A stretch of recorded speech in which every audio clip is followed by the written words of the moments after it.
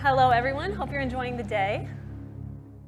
So, in this next session, we're going to talk about what is essentially climate justice. When we ask, how do we move from risk to resilience, dignity, and prosperity, we're talking about climate justice. We've heard in today's program here at Climate Plus and throughout COP28 how countries who have done the least to cause the crisis we are all facing of climate change are suffering the most from its impacts. And we've discussed different mechanisms to address that. But I know that both of our panelists here today have argued that the mechanisms we're currently working with are not enough, and that we need to actually make systemic changes to the way climate finance and development finance work in order to support these countries to weather the climate storm. So today I'm joined by Hannah Ryder, just to my left. She's the CEO of the international development consultancy Development Reimagined. I'm also joined by Yamide Dagnet, Director of Climate Justice at the Open Society Foundations. And this conversation is actually organized by Devex in partnership with Open Society Foundations. So thank you to OSF for your support in pulling this conversation together. We were meant to be joined by the Minister of Finance and Economic Development from Tuvalu. Unfortunately, as you can understand, government ministers, like all of us, but especially government ministers, are pulled in many directions here at COP28, so he can no longer join. But I actually did want to put the experience of a small island developing state front and center in our conversation. And I actually want to ask Yamide about this, because Yamide, we'll get to your important work on climate justice in a moment. But I know much of that is inspired by the fact that you are from Guadeloupe. And Guadeloupe is an archipelago in the Caribbean, one of those countries that is quite literally sinking. Parts of the country are quite literally sinking, you hear. And we hear those words and it's hard to wrap our heads around what that really means. So can you tell us a little bit about where you're from, what the climate crisis looks like there, and how that inspires your work on climate justice to start? Well, thank you very much for the questions, and it's good to be here and to share also, why the call for climate justice make me a climate justice avenger, like many, including, Hannah here. So I come from Guadeloupe. It's an archipelago. The mainland, it looks like a butterfly, and one of, the islands, smaller islands of the archipelago, the island Carrette, is going to disappear in less than 10 years. And this is not an island that has been inhabited, by people, but it's a UNESCO biosphere reserve. And that has been also a place where, my family, people could go to spend some time, to have a picnic, and also it was very important for ecotourism. It was very important culturally as well, and for education. All of that is going to disappear, and this is, something that are coming, to the population on top of a slave cemetery that is also getting underwater. So which brings also the issue of cultural heritage. And I know that, the minister could not be there from Tuvalu, wanted to also discuss about, the impacts that are both economic, non-economic, cultural, and, for imagine what would happen, for an island that is actually inhabited, 12,000, people also living and depending, on this island. And what does it mean for democracy 2.0? Is it going to be a digital economy? And what we hear is also how those small atoll nations, small islands, should not be seen just as small, because they're ocean states that are actually very big. And they have been always part of the solutions. We should not forget that if it was not for them, there would not be a 1.5 in the Paris Agreement. And who knows, therefore, where the threshold and the push would have been. So I think that, it begs us to, yes, we have been those or have contributed the least and suffering disproportionately of climate impacts, but we are as much part of the solution. And especially when we have the chance to be at the table, when decisions are being made. So sticking with your work for a moment before we bring Hannah in here, I want to hear about some of the responses you're working on when it comes to supporting ocean states and other vulnerable states through this crisis. I know one of the things, for example, you've worked on is the Pacific Island Communities Climate Fund. Maybe you could talk a little bit more about that. But you said that you want these countries to be part of the solution, and we hear that a lot, but what does that really look like in your strategy? So yes, I think we're here at the COP, and the reason why COP matters is because the multilateral forum is really the place where vulnerable nations have a seat at the table. And the way they do that forcefully is by coming together. And one of the activities that we've been invested upon is really to empower such groups and such coalitions. And one of them is, for example, the V20. It's the group of finance ministers that started with 20 countries. And actually now it's 68 countries, representing 1.5 billion of the population and the world population. And they have been pushing the boundaries, really moving the discussions on financing above their weight because of that empowerment. I can say more, but they came after you heard, the Prime Minister Maya Motley with the Bridgetown Agenda, really provoking a rethink of, what a financial institution that's been established after the World War, especially to benefit the developed world, how to make it more relevant and how to really go to the core of what it is to really make it, benefit also countries like hers and, most of, the developing world. Mm-hmm. So I think, empowering them is one of the things that we do. Also, making sure that we look from the international to the local. And the example of the Pacific Island Funds for Sea Level Rise that has been actually launched at this COP with a capitalization of 14 million after our chair at the UN General Assembly started to seed, was the first to pledge grants for 1.5 million. This is what also philanthropic organizations are about, to be the first movers in order not to be the last. So to create a catalyzing effect, to really bring to scale the level of solidarity that we need.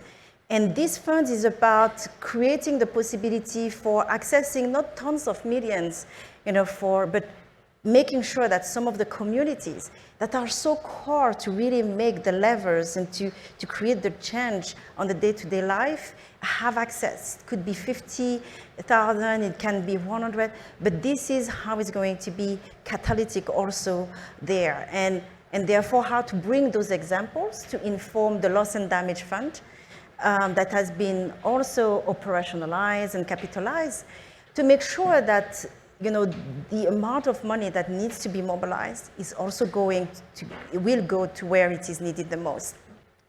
So you mentioned the Loss and Damage Fund. I want to jump in here for a second if I can. Of course, that's the big headline from COP28, right? The Loss and Damage Fund, and no one expected such progress on that fund to happen on day one of COP28. Mm-hmm. And yet, I know, Hannah, that you have a view that when we talk about innovative financial mechanisms, the Loss and Damage Fund has the potential to be one of those innovative financial mechanisms. It's an opportunity for innovation, but perhaps we haven't yet met the opportunity. So can you talk a little bit about the Loss and Damage Fund, and what will it take for that to really realize its potential to be an innovative financial mechanism? Yeah. Well, so as you mentioned, it is an obvious win. There is no other presidency that's been able to get countries together to make that kind of decision so early on in the process. And I think UAE they've had that kind of role in the UNFCCC process of being able to bridge. There's a handful of countries that can bridge in that way across the world, and UAE is definitely one of them. So, kudos, of course. At the same time, where there's still so much work to do. Mm-hmm. Yes, there have been some pledges, but that doesn't make a fund innovative. Mm-hmm. Governance structure. Loss and Damage Fund has the same governance structure as the Green Climate Fund. Now, the Green Climate Fund was an innovation in governance. When it comes to World Bank, IMF, lots of multilateral development banks, the way that they work is the governance is determined by shareholding, whereas the Green Climate Fund is determined by an equal participation of developed and developing countries. So that was an innovation at the time. Loss and Damage uses that.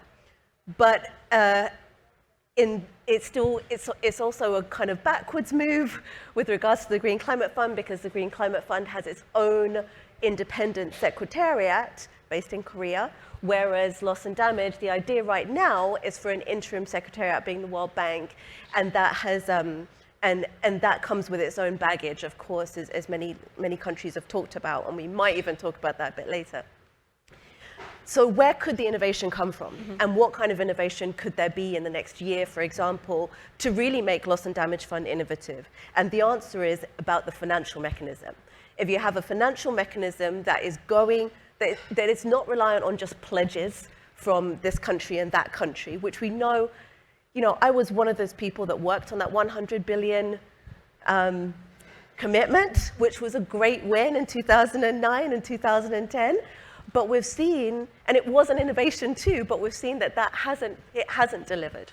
And so since we've had that experiment, let's learn from it. So what we need are financial mechanisms that are predictable, that are not linked to immediate government decisions and random government decisions.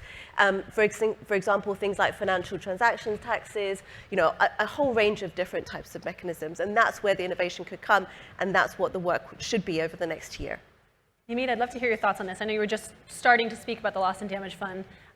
Do you largely agree with what Hannah's saying? Do you want to build on that, push back on any of that? I would only build on that because I think she's right. I think we just reached the beginning of a journey, and I would just step back and to say one of the things that OSF has been contributed to even get to that level was to also empower and to support some of the countries and some of the decision makers who need the capacity to really attend all those events, the financing. So it was really an investment into the ecosystem, the movement building, the science and analysis to come up with some options and solutions, the narrative building, communication, and also the capacity building for negotiators and other key stakeholders. Having said that, I totally agree with Hannah. Building on what she said, there's going to be a lot of discussion next year to make sure that where the sources of funding is going to come and how systematic is going to be so that we don't rely on pledges just every year. Therefore, this is also why we've been supporting efforts through the V20 and others. Okay, what could be some trigger-based, this is when you will hear, trigger-based mechanisms that are a little bit more automated. What will be the role of insurance companies? Can we just rely on that? And this is a difficult conversation, for some countries. But with everybody on deck, it's to really think what could be the trigger, the push, and also Hannah mentioned the tax processes, the polluter pays principle. How are we going to make sure that windfall profits by those who are actually responsible for where we are, the fossil fuel companies, but other very intensive sectors like aviation, maritime sectors, how they can contribute also, for eventually a tax process to this. And another question, getting more money systematically, how to make sure it goes to where it is needed. So the access, who will get it?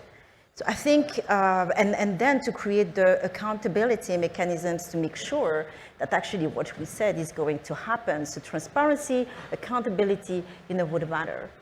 So you mentioned the people who are responsible, and I want to ask about that because this kind of helps us transition into, we're covering two big topics here. One is supporting countries in building their climate resilience.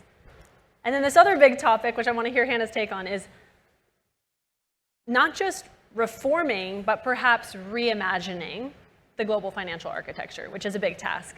We'll hear about that in a second. But speaking of who's responsible, I do want to ask, when it comes to the Loss and Damage Fund, I was speaking with a colleague who was talking through these issues with me, and we talked about, there's the matter of practicality, getting these things operationalized, but then there's the matter of principle too, and calling out who's responsible for what. And often the Loss and Damage Fund is framed as reparations. So I wonder, to what extent, how do you strike that balance between principle and pragmatism and practicality in operationalizing some of these funds? Any comments on that with the Loss and Damage Fund or any of these mechanisms to help these countries weather the storm?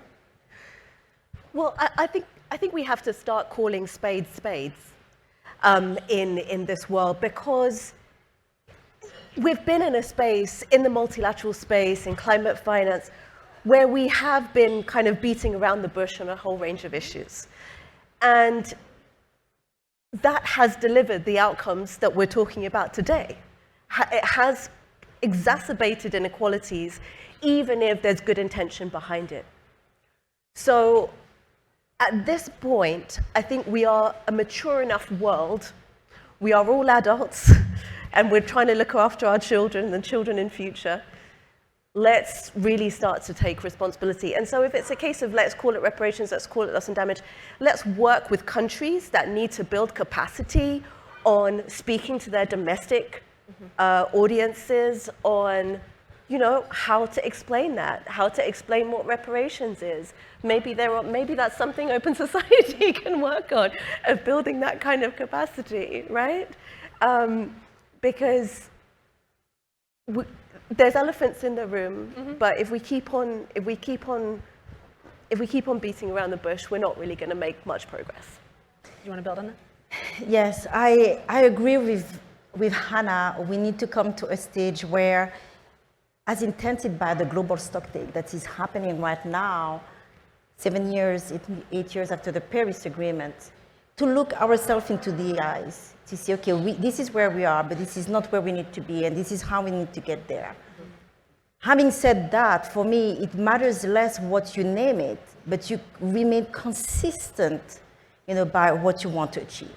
So call it global solidarity, call it the due reparation and, debt, or the matter is, you cannot just, hide like an ostrich.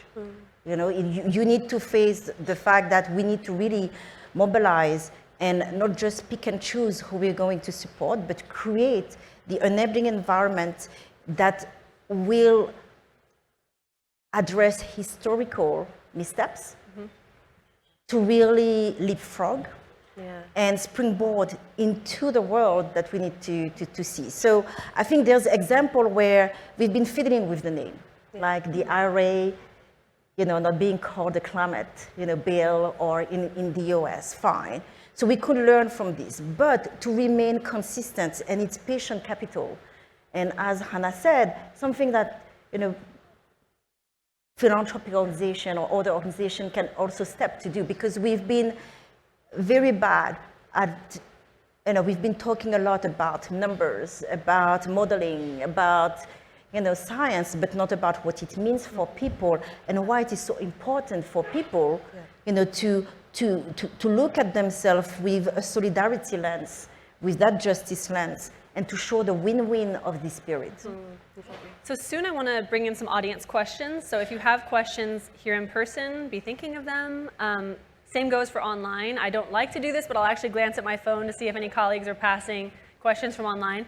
But I did mention earlier, not just reforming, but reimagining the global financial architecture. This is something that I know, Hannah, you've been very vocal about. And I wonder, again, when it comes to what does this mean for people, first let's just expand on the constraints of the current system a little bit and what that means for people. And then let's talk about the kind of reimagination you hope to see and what real impacts that would deliver for people. Yeah.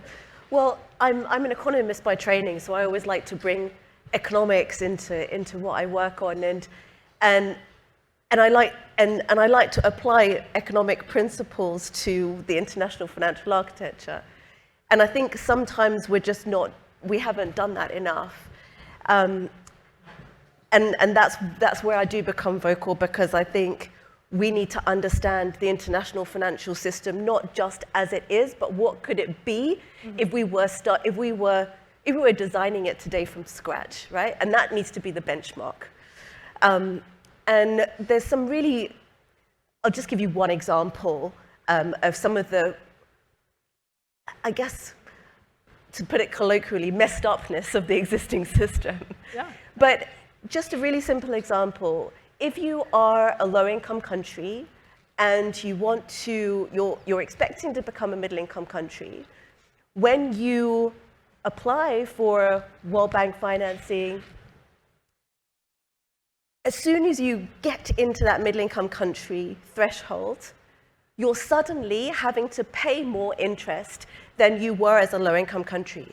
So you don't have any incentive to even declare that you're a middle-income country, or even kind of actually aim for that, because you're immediately going to be paying extra, which is a very odd situation.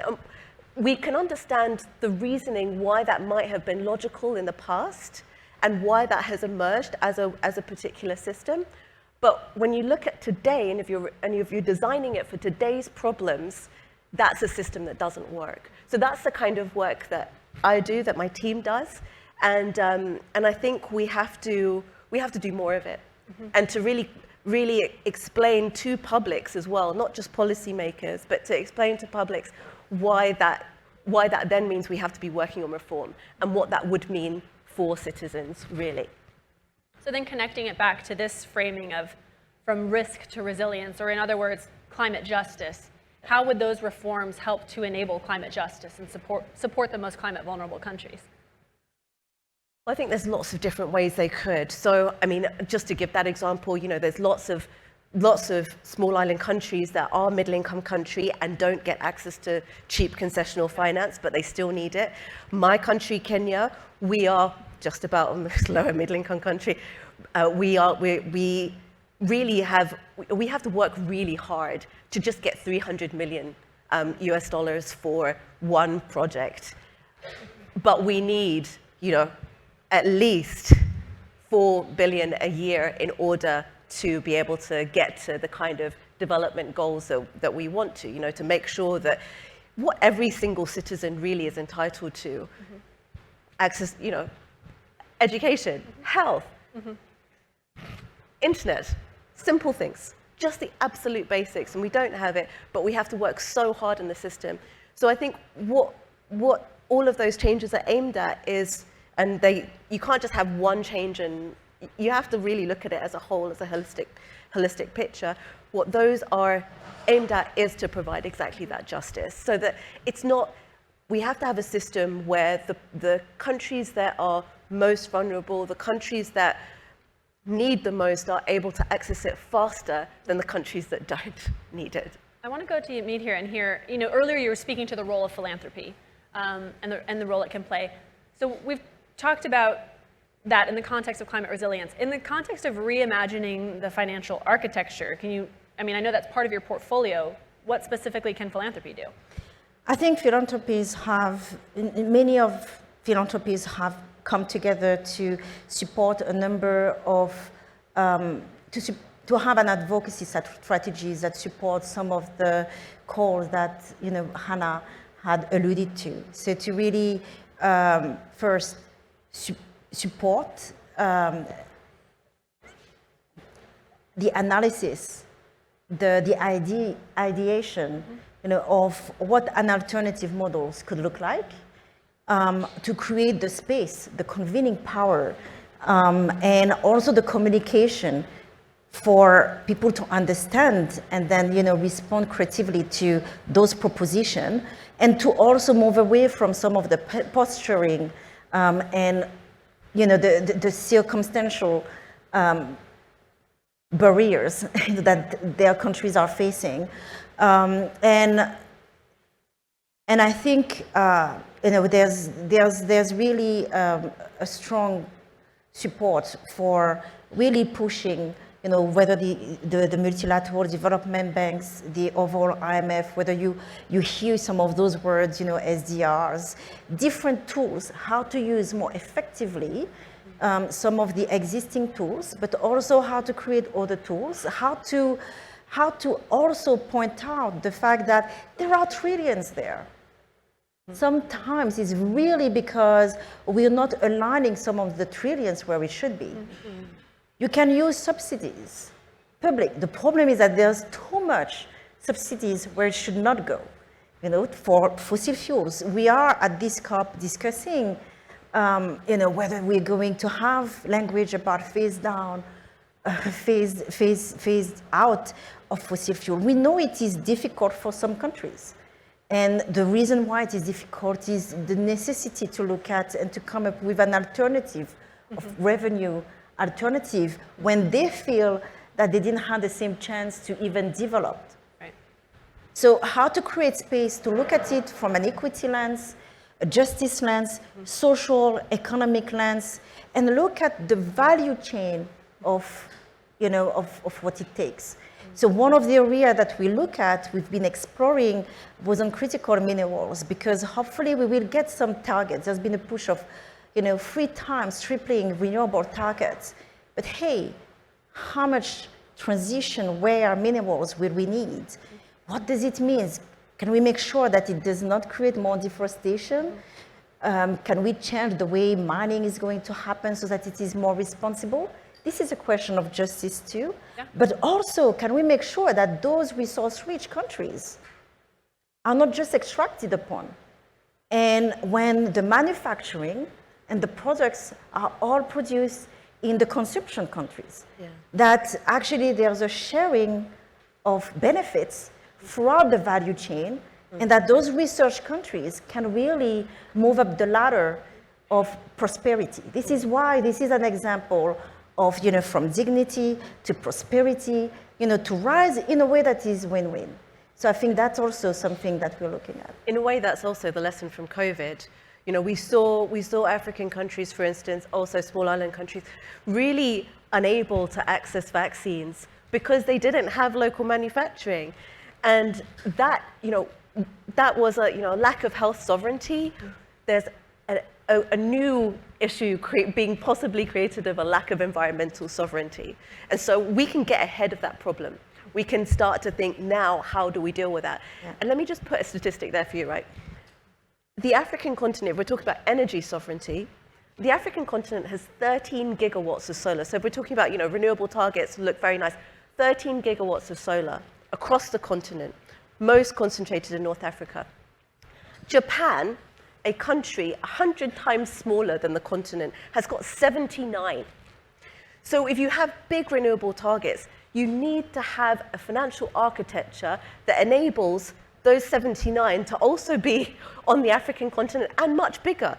And this is part of the challenge, that our system just isn't designed to give the kind of scale to be able to redistribute the normal finance that flows around. Yamide's saying there's finance there. Yes, there's finance there, but it just doesn't flow to the places where it's really necessary. I want to see if I can fit in one audience question here, if there is one. I want to give an opportunity. Otherwise, I have one building on some of the audience questions I'm seeing online. I see Amy has a question here. Can we get her a microphone? And there's another one over there. There's some over there as well. Could you introduce yourself as well? Yeah, and we have to make it a pretty quick question, but go ahead. Oh, quick. Okay. I'm Amy Kokenauer. I'm the CEO of Cadasta Foundation, and we work on land and resource rights globally. And we've been in most of the spaces we've been in this week are with Indigenous and local community organizations and alliances. And my question has to do with, with regard to climate justice. You're sort of talking at the country level. You're talking about the disparities between global south and global north. But just kind of even inside countries, the most vulnerable people, there was a statistic of the $1.7 billion that was pledged toward forest communities, for example, at COP26. Something like 2% has actually gotten down to the communities, which translates into Indigenous groups receiving something like less than $1 per hectare Yep. to do conservation, to do all of adaptation, mitigation, everything. Possible. So I just wanted to raise that in here, what your thoughts were about, not just about country at the country level and economic systems there, but also sort of at the most vulnerable people level for the stewards of the land and the resources. Thank you, Amy. Let's close with that. Zooming in from the country level, not just to the most vulnerable countries, but the most vulnerable people. Any final words to close our session? I'm so glad that you asked this question because it needs to be, at the end of the day, at the heart of what we do. It's about the people. And at the Open Society Foundation, there's two dimensions: protection, even of those unsung heroes. You know, when we are asking for pushing the renewable revolution, actually very often those at the front line and fighting for this are indigenous people. And sometimes they are doing that at the risk of their lives. Actually, the number, many of them, the trends of environmental defenders being killed is increasing. And it should not be the case. So there's the protection. And I'm really glad that, you know, one of the reasons we are not yet, we have supported a lot the development, the launch of the Loss and Damage Fund. But now we're waiting for really looking at what it's going to say to make sure that this funding is going to go to communities and parallelly to test how it's going to look like. And this is where these Pacific Islands funds, or, you know, with the V20, this is co-designed actually by the communities themselves. These Pacific Island funds, you know, there were youth involved in designing it, indigenous people, and we need to learn from them. We need to learn from cash transfer that goes directly, you know, to the communities. So there's a lot of learning to do. Thanks, it's very important.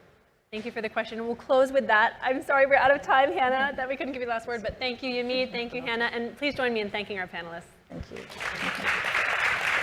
Thank you.